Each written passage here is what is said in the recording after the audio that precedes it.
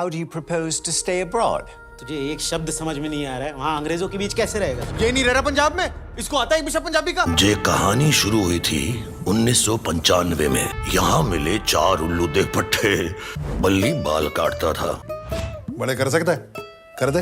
बुग्गू पिजामिया बेचता था वो जी आंटी जी, आपने पजामी टांगों में चढ़ानी है, छोटी उंगली में चढ़ानी है। और सुखी अंग्रेजी झाड़ता रहता था। I understand noun, pronoun, adjective, conjunction, colon, semicolon, comma ते फुल स्टॉप। और उनके साथ मेरी मन्नू। नमूना नहीं है ये, नहीं आती अंग्रेजी, हो गई गलती। So if you've no vocabulary, 100 साल राज करके गए अंग्रेज हम पे।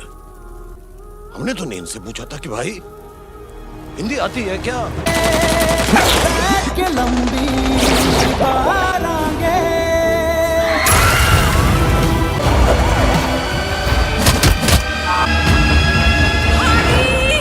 दोस्तों, फिल्म का आइडिया तो आपको हो ही गया होगा। अब बात करते हैं इसकी कहानी की। दूसरी विश्व युद्ध ने इंग्लैंड में श्रम की कमी पैदा की, इसलिए उन्होंने भारत से किसानों और मजदूरों को अपने खेतों और कारखानों में काम करने के लिए बड़े पैमाने पर प्रवासित करना शुरू किया। कई पंजाबी युवा इस अवसर का लाभ उठाने के लिए इंग्लैंड में अपने लिए एक जीवन बनाने का निर्णय किया। जल्द ही यह अन्य युवाओं को यूके में प्रवास करने के तरीके खोजने के लिए प्रेरित किया। 1962 की कॉमनवेल्थ इमिग्रेशन एक्ट ने प्रवास को अंत लगा दिया।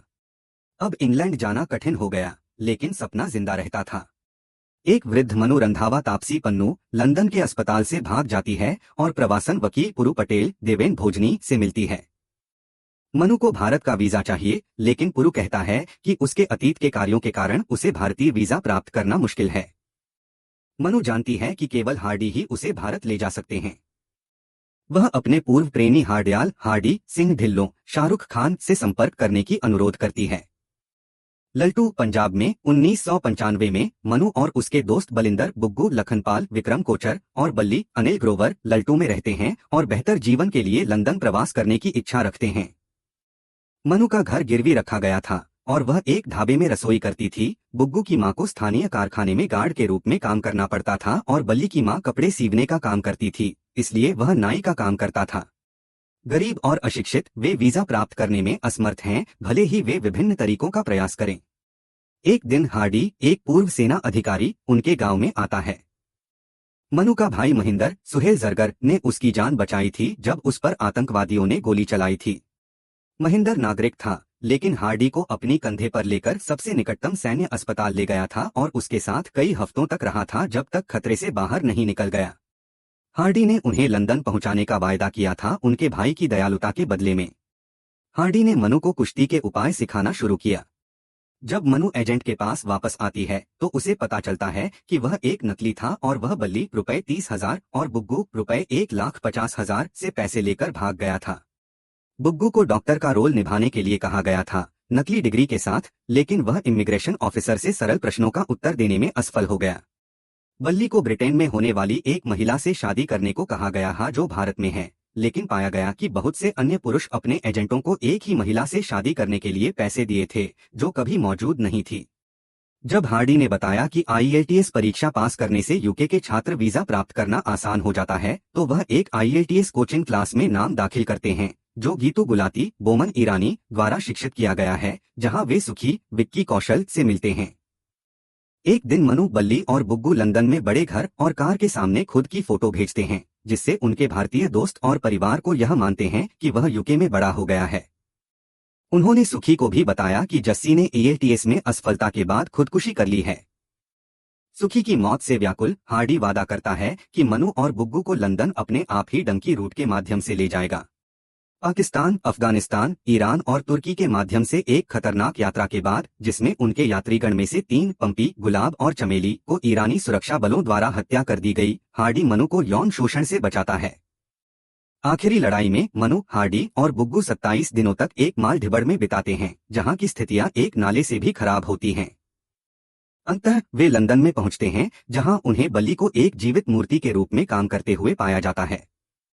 बल्ली उन्हें उस जगह ले जाता है जहां उसने रहना शुरू किया है, जहां वह मानते हैं कि उन्होंने जो फोटो भेजी थी वह झूठी थी और कि वह वास्तव में यूके में हाथ के मुहाने जी रहे हैं और एक छोटे से धंधे में बाकी अवैध प्रवासी और पुलिस और इमिग्रेशन प्राधिकरणों द्वारा खोजे जाने का डर रहता है। वे प्रवासन वकील पुरु पटेल से मिलते हैं, जो मनु को एक अवैध विवाह में शामिल होने की सलाह देते हैं, जैसा कि यूके नागरिकता प्राप्त करने का आसान तरीका होता है। मनु आशंका के साथ स्वीकार करती है कि वह एक नशेड़ी के साथ 1000 पाउंड के लिए शादी करने जा रही है। सुंदर के विवाह समारोह में हार्डी नरक्षी के इच्छाधारी की कोशिश करने से आपत्तिजनक हो जाते हैं और वे दोनों गिरफ्तार हो जाते हैं, साथ ही बल्ली और बुग्गू। अदालत में पुरु उन्हें कहता है कि उन्हें भारत में जीवन की सुरक्षा है, क्योंकि उनके जीवन को भारत में खतरा है, इसलिए उन्हें अभियान अधिकार मांगना चाहिए। हार्डी एक प्रशासनिक अधिकारी के रूप में अपने देश को धोखा देने से इनकार करते हैं, लेकिन बाकी लोग उसे देश में शरण और इंग्लैंड में बसने का एक साधन मानते हैं। आज के दिन मनु हार्डी से कहती है कि वह घर वापस जाना चाहती है, क्योंकि वह एक ब्रेन ट्यूमर के कारण मर रही है। भारत ने उसका वीजा इनकार किया क्योंकि उसने बल्ली और बुग्गू ने भारत में आसाम का दावा किया था। मनु ने यह भी खोला कि वह कभी शादी नहीं की थी और केवल हार्डी के लिए एक कार्ड प्रकाशित किया था, ताकि वह आगे बढ़ सके और भारत में बस जाए। वे जेद्दाह में माल कंटेनर के माध्यम से भारत के लिए जाने की कोशिश करते हैं, लेकिन एजेंट सऊदी इमिग्रेशन प्राधिकरणों को 4 भारतीयों के बारे में जानकारी देते हैं जो लंदन के लिए एक कंटेनर में जा रहे हैं। यह एक चाल थी। चारों को गिरफ्तार किया जाता है।